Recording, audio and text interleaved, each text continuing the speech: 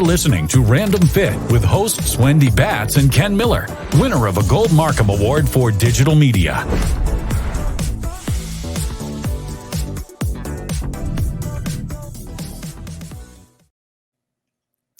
Welcome to another episode of Random Fit, where I myself, Ken Miller, I'm going to be joined with my co-host, Miss Wendy Batts. Wendy, how are you today? I'm great, Ken. How are you? I am awesome. And I'm actually really excited for today because we're going to be joined by Amy Boone Thompson, who I don't know if we've talked about this, Wendy, but she has been a mentor of mine, whether she knows it or not. You know, I did have the opportunity to work with her some years ago, a couple decades ago, actually.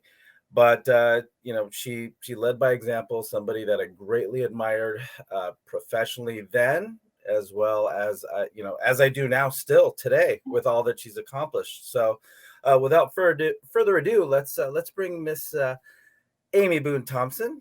Amy, how are you? I'm doing great. Thanks so much for having me today. Well, Thank you for being here for sure. Like, I'm excited because Ken has told me so much about you, and you know, thank you because I know you have a very busy schedule. So I want to say thanks for coming and joining us and our listeners. And I'm just going to go ahead and ask you the first question because I'm learning more and more about you and your journey, and of course, I'm learning it through Ken and then what I've known about you in the industry. So those of you guys that or for those that are new to listening or learning more about you, can you just kind of give us an update or kind of your background about your journey and how you got to where you are today? I'd love to. I was saying it's been over 3 decades, so I'll try to keep it concise. So I was actually a college athlete. I grew up with 9 brothers and sisters. We competed for everything. So that kind of led me to sports, and basketball was my primary sport. Volleyball was my secondary. I played at a Division I university in Fairfax, Virginia. And when I graduated, I thought I got a PE and health degree. At that time and at that university, there wasn't exercise kinesiology. So I thought for sure, like, I'll tape ankles. I could coach basketball. This could be really good with motherhood. And then I started working as an assistant strength and conditioning coach. And at the same time down the street, and I was going to massage therapy school. So, you know, like all of us do a bazillion things. At that time, I started my first personal training job at the Women's Club in Chantilly, Virginia. And that experience completely changed the trajectory of my career. I made a difference for the women. I got to show up and help them through their physical journey, mental journey, emotional journey. And it really just inspired me to follow a career in personal training. So then I moved to California. I ended up working. That's when Ken and I met. Not too long after that, I worked at a single site club called the Sporting Club at Aventine, and it got acquired by Club One. And that's where Ken and I had the privilege of working together. I was in SoCal, he was in NorCal, and I started running personal training for all of those locations. At the time, I think 26 locations. So fast forward, my claim to fame is that I've held every job in the industry. I've been a massage therapist. I've run sports leagues. I've worked the front desk. I have been a personal trainer, Group X instructor. I've been a general manager, and then I've run personal training and Group X for large club chains. But the way I came to IDEA was I was working for Les Mills at the time in biz dev, selling licenses to clubs. And a headhunter found me and said, "You're the unicorn we've been looking for that has experiences in all these different areas. And we'd like you," at the time I was in Colorado, they said, "We'd like you to come back to San Diego and run IDEA Health and Fitness." And at the time I was VP GM, dream job. I couldn't imagine myself doing anything else until I had an opportunity to step up and buy the company. So today I'm the owner and CEO of IDEA Health and Fitness. How's that? Did I keep it short? Impressive, by the way. See, now you realize, Wendy, that, you know, when it came to working with Amy, I mean, all those touch points, right? You understood every aspect of the health club and the gym industry. You did everything. Not one thing that, you know, that you had to manage, you didn't have experience with. So Wendy, you got to understand that when we were talking about, again, in the context of how we work together, she oversaw the fitness department throughout the whole company. I was within one facility, but everything we mentioned in meetings, everything that was to be discussed, she had something that she could address. It's not like some people, they have a really, really strong point and they're weak in other things. What I really appreciate about you, Amy, is that with everything that you've done, like you said, you were a trainer, you're front desk, you even had other experiences with massage therapy, and you knew from the consumer standpoint as well as from the managerial and the production standpoint what needed to be done to make a difference as far as the company goes. And again, we were in the company that was built on improving fitness and wellness, and you understood both ends. And that's what I really appreciated about that experience that I had working, with you at Club One. So now Wendy, why I hold such admiration for Amy. So don't mean to kind of, just put all sunshine and rainbows on everything. But I mean, legitimately, that was a big, that's a big thing today as far as understanding, okay, what goes into changing lives? What goes into, what has to happen to facilitate, getting people to, live better lives. And that's why when Amy, you took over and you made idea literally yours, I thought to myself, it couldn't be in better hands. Thank you. I think so too. Yeah. Well, and those that are listening, they don't understand. I think if you're not in our industry, we do play multiple roles.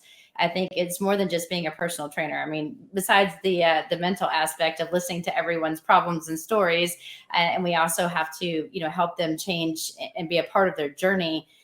Going into multiple different avenues, I think, is something that many people do because it does allow us to have our kind of hands in different roles.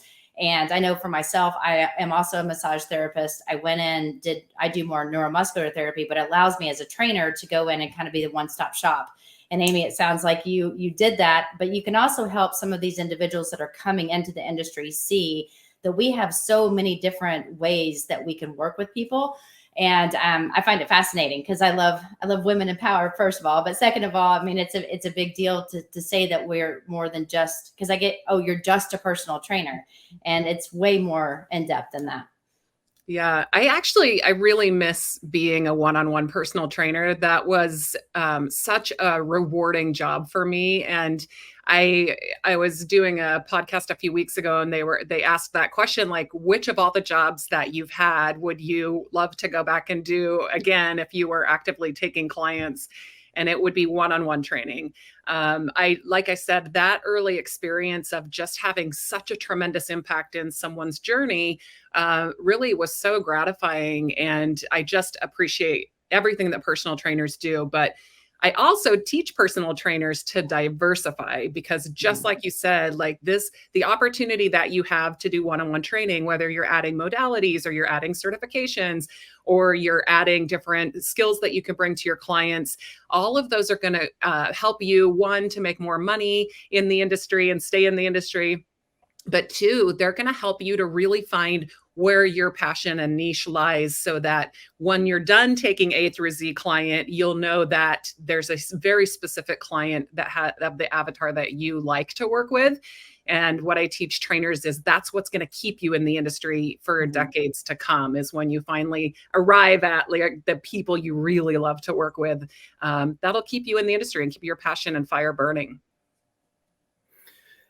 Thanks for saying that, Amy, because, one of the things I still train, right? Even after these years. I mean, you and we worked together back in mid 2000s, I believe it was. Yeah, I mean, it was. Yeah, early mid 2000. And, and I still train. And what I really appreciate about that is the fact that, well, one, I can play both sides of the fence, right? Because having been in the industry for, about 30 years now, and still being a practitioner, the field has evolved so much. And I can't imagine, from, if you were to go back in time and think about those first clients that you took on, and how you approached the sessions and what you had to do, just the mechanics of attaining a client and maintaining a client versus what trainers have to go through today, or what they have available. I mean, I hate to say that, back in my day, right? But you have this situation where, yeah, it's almost a different world, but it's not, right? So, if you were to come back today, what would you do differently than when you first started training versus what you would do today if you had the time? Oh, that's a great question. So for one, like, I'm so old, personal training was brand new. Like, no one knew what it was. It was only for the rich and famous. So we were like teaching people what it meant to have a trainer at the time. And again, I interviewed Dan Isaacson while we were at World. He is like the original personal trainer who basically made it up on the fly years ago for Staying Alive movie. He trained Sylvester Stallone. So I think back, like, I wasn't that early, but I was so early that we were still teaching people what personal training was. And, I had to learn how to use Excel and teach my trainers how to use Excel to track their personal training sessions, because everything used to be on a card. Everything was written out on program cards. I don't know if some clubs still have the drawer with all the program cards lined up. But to answer your question, I think it's so amazing, the technology that we have now to support trainers, so that you don't have to spend so much time with the design or with the tracking and with the financial piece, and you really truly can be with your client and be present. So I would take advantage of all the technology that exists to prepare for my sessions, to track my sessions, to charge my clients. I think all of that is brilliant. Yeah, I'm going to have to agree with that, because technology has helped me a tremendous amount I've been doing this for a really long time as well. And back in the day, I still have folders of some of my first clients, because I go back and I look at just the amazing work that I did. And then I'm thinking, man, there's not a lot that have changed, because I've always utilized the NASM philosophy and methodologies, and especially within my training. But those of you guys that are joining Ken Miller and myself, Wendy Batts, on Random Fit, we have a very, very special guest. We have Amy Boone Thompson joining us. And, we're talking a little bit about where the future of fitness, what's going on right now, where we're headed. But that kind of brings me to a totally different topic that's still kind of within the realm. Amy, can you talk to us a little bit about World Active and what that is? I'd love to. Okay, so I kind of laid out my career and let you know I've been doing a lot of different advocacy for our profession for a lot of years. So I've served on a lot of boards. I've worked with a lot of the certifying agencies. I had been on IDEAS committee for 2 decades, and all the time incredibly passionate about our standards, our credentials, and our industry. So about a year ago right now, I was contacted by a small group of associations like IDEA that were in all different places of the world, and they were forming World Active, which is finally the coming together of all of the major associations and registries globally. So there is nothing like this that exists. There are global associations like IDEA and some of the others, but there's not an entity where we all have a voice and we all have the same goals of really uniting our industry globally. So today we have 35 showed up at our first summit. We have over 50 associations who've joined World Active, and we are together. We really have 4 pillars where we're setting goals. The first pillar is around equity and inclusion in our space, elevating every human in leadership. As specifically, we're starting with women, because as I've been traveling the world, I see that women are not represented equally in our space at the leadership level. Second, we're approaching and uniting around standards and credentials. So for any of you who look at certification processes in different countries, you'll know that there still are a lot of differences. I know, Ken, you travel globally, and there's still a lot of differences with standards and credentials. So we're trying to come together to at least agree on our minimum common credentials that a trainer or Group X instructor should have to enter the space. We also are working on right now just setting up our membership. And so there's a lot of like who could be involved and how would they be involved. And then what is the last one? We have one more pillar. Oh, research. So there's a lot of research that needs to be done in our space. And we are working with World Health Organization. So they are really interested in what it is that we can do to pull together and have one voice to represent our sector. And just to kind of level set the importance of what World Active is, during the pandemic, we didn't have one place for other stakeholders in health to come to speak with our industry, our sector. So physical activity, health, fitness, there wasn't one entity whereby World Health Organization or CDC or anyone else could come and communicate and help disseminate information and help us to stay in business, keep our doors open. And we were really fragmented. So I think the significance of this is that we're finally coming together where we will have a common voice. And fortunately, I get to help represent North America so we can make sure to bring all the information to all of our clubs and individual professionals. That's great. Because I just remember watching, social media. Amy, and I think, was it in Germany that yes, everybody, at a FIBO conference out there. And I think that was just right after a trip that I had taken internationally. But to actually see it happen, because I knew nothing about it until it actually happened. And I saw, all the representatives from the different organizations and a couple faces that I had recognized, and then you being amongst them, I was like, this is awesome. Because like you said, you travel to different areas of the world and representation of, as you mentioned, women versus men and the access to the information. And, we're still seeing a little bit of that today, even where we are, where you have a dominance of one over the other, right? But to have a little bit more involvement on all sides, and to see that happen globally, that was pretty exciting to see. Yeah, I'm really excited. So we're just in year 2 now. We've accepted the charter and the manifesto. We have a council, so that's where I'm serving as vice chair, and we have officers, and we're really starting to dig in, set goals, and do the work that needs to be done. So if you are listening and you are affiliated with an association, you represent association, I know we'll try to get NASM on board as well, but the goal really is to unite on each continent and then unite globally. And it will be the registries and the associations who are spearheading the effort. I love it. So Amy, do you feel, and this is kind of, I don't know if you want to answer this, but do you feel like there's any pushback?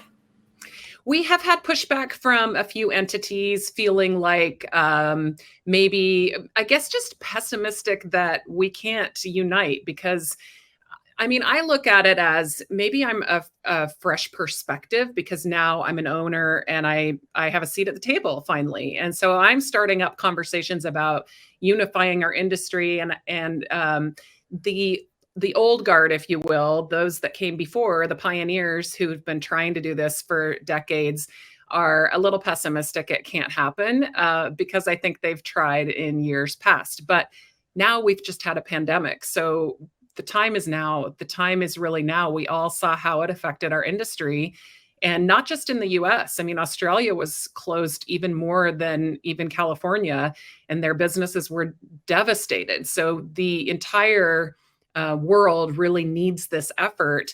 And for those who are naysayers or who think we've already tried, I would just encourage you to get involved and don't talk about it, be about it. It's we have fresh new perspectives who are trying to make this happen. Yeah, that was, and you brought up Australia, and on one of our trips where we had a chance to be at a conference and be amongst other speakers from different parts of the world. I can't remember his name right now, but his face is in my head. His name is Ben. Ben, yes. And it's funny because you bring up California, and me being in the Bay Area, we were shut down basically first and opened up last, to simply put it.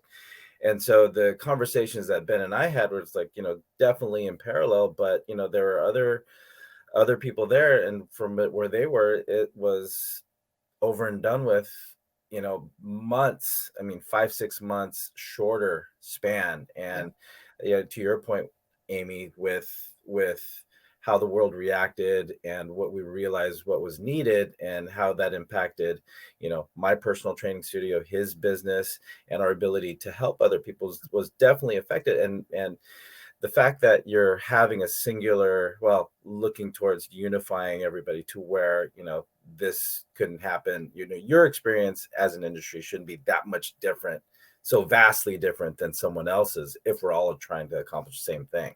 Yeah, that's right. And it comes with a local effort as well. So we also learned from the pandemic that you need local initiatives and you need to get together in your own community. But we're hoping that within each continent. So right now there's 4 associations from North America that are represented. And we've already been talking, doing similar press releases. So when there's information to share out, we can quickly get it out to all of these local municipalities so that you can act locally.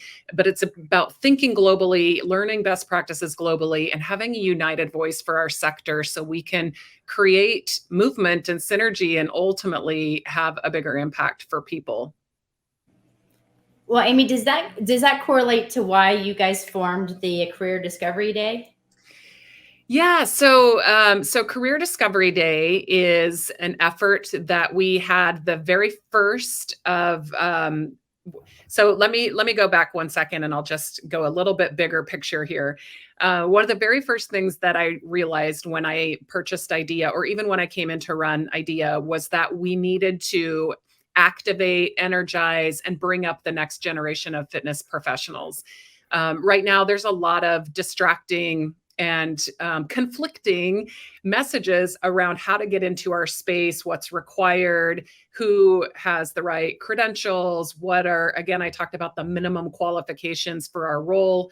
So I realized early on that while I needed to honor the 40 years of history that IDEA has, I also need to look to the future and bring in future fitness professionals, because they truly are the next gen of who will be bringing up healthy individuals and creating impact.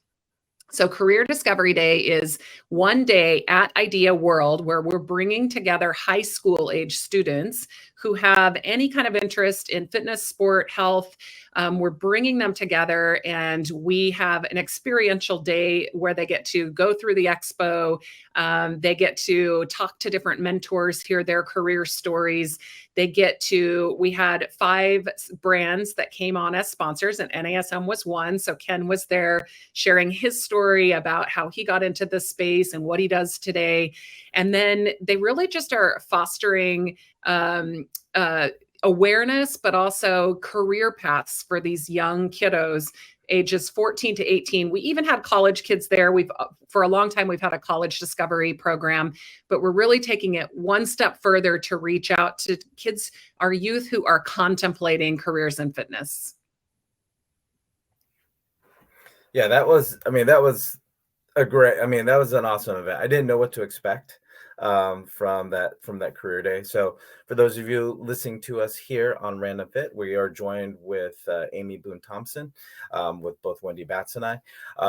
But with that career day, I mean, it was from my vantage point, because all the presenters, like you said, Amy, we're all there. We shared our experiences, but for me to kind of sit back and listen to other people's journeys, it was actually, just confirming to me that we all have different entry points as far as, how we get into the industry, but also why we get into the industry. So for those that were in attendance to actually see that, okay, we all have our own reasons why, and there are different opportunities in which we can help somebody, achieve, whatever it is that they want to accomplish.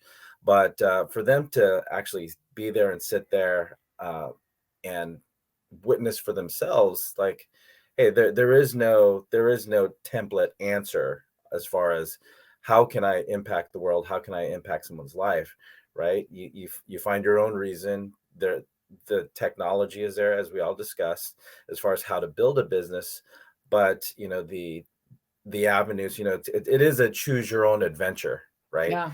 But it's definitely there, as far as, okay, how can I help somebody? Because once you figure out that, then, and you put your why into it, the mechanics are definitely there, and they were definitely there over the weekend during this last idea conference.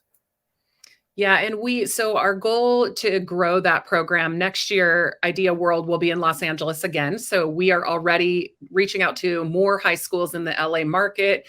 We really want to bring them in for this experience, but also expose their parents, because we know even if these teenagers don't choose a career in fitness, just the fact that they're excited about their health or excited about working out, we know that creates ripples in their communities. And so for every one of the teenagers who did come, they left really excited about movement and about physical activity and about their sport and conditioning. So whether or not they have a career or just a job and become interested in personal training, I think we're laying the groundwork for them to have a positive relationship with health and fitness.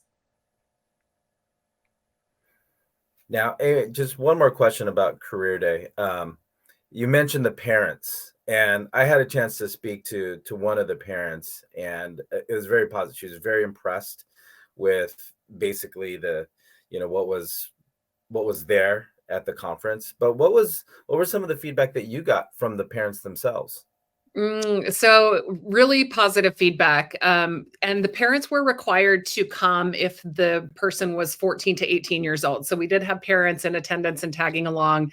And some of the parents were actually fitness professionals themselves, and they had heard about Career Day and they wanted to kind of expose their teenager to the different options. But others really didn't have any experience. And the feedback we got was really positive. They'd like to do it again. They wanted additional resources.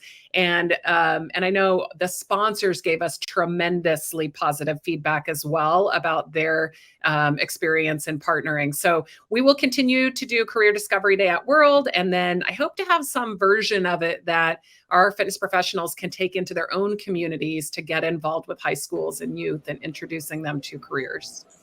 Yeah, Amy, I love it. And, for people that have never been to Idea World, I mean, obviously we have Career Day that you're talking about, but can you kind of go into more detail about just the event as a whole? I mean, there's a lot there. And then also too, if people are interested in being a part of the Career Day, where do they find out more on this, about this topic? Great question. So Idea World is the coming together. It's the largest global gathering of fitness professionals that exists. So we get, in pre-pandemic, we were up to about 10,000 attendees from over 80 countries. This year in LA, we didn't have quite that many come back yet because we know we lost some Fit Pros, but we will continue to grow. It is 4 days of education where you'll get all your CECs, you network, there's tracks in corrective exercise, in mind body, in business, in personal training, in Group X, and there's workouts, there's seminars, there's panels, there's all kinds of different education happening for 4 days. We also have pre-cons where you can get additional certifications. There's post-cons. And then we have the Fitness and Wellness Expo, which is across 2 of those days. And that is the coming together of these hundreds of suppliers and exhibitors that really are bringing the latest and greatest of everything that you'll want. I always say, if you want it in a club, on a trainer, in a trainer, or in their clients' hands, you have to be at Idea World. Zumba got their start at Idea World. TRX got their start at Idea World. All the CEC agencies are there. It really is the largest coming together for fitness professionals. Yeah, it was great to see. I mean, I wasn't there last year, but it was great to see all the workshops. I think the hardest part of going to this conference, as I'm sure it is for conferences in different industries, but the hardest part was deciding, okay, do I go to this presenter who I've been reading his material or her material, or do I go to this presenter because they've also influenced the industry? So that's one of the hardest parts about it's a great conference, don't get me wrong, but the hardest part is when you have such a collection of industry leaders and them sharing their experiences. You're taking that out of a digital course or out of the book that they might have written, or something that they might have done some research on. It's just the selection between one topic versus another, if they happen to be at the same time. So Yeah. that was the hardest part, as it is with every other idea conference I've been to. Is picking which session. I know we pack those session blocks with so many good choices that it's really hard to pick. Really hard to pick. I love it. Well, Amy, I know that, Ken Miller and I on Random Pick could talk your ear off, but we do have Amy Boone Thompson joining us, and she's the CEO of IDEA. And we have been talking a little bit about her journey. We've also talked about World Active and how amazing that is, as well as a Discovery Career Day if you're looking into getting into the industry, which is amazing. But, because I could talk to you all day, Amy, I want to know, on a final question that I have, you said you've been in the industry a long time. I know Ken and I both have as well. So if you had, over all the changes that you've seen in the industry, can you tell me what probably has impacted you the most? Like, what do you see as being the good, but then also the bad? Oh, goodness. Okay. On the spot. Yeah, on the spot. Yeah. So I think what's most exciting for me now is that people recognize the value of health and fitness. So I talked about the early days when we were teaching people what a personal trainer is, what we do, how we help educate people about health and fitness.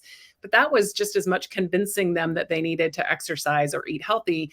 Now people understand, and especially after the pandemic, we know the value of health. And so it really, to me, speaks volumes of our profession, and that we are not going to be replaced by AI or by machines. Human to human session, human to human interaction is critical.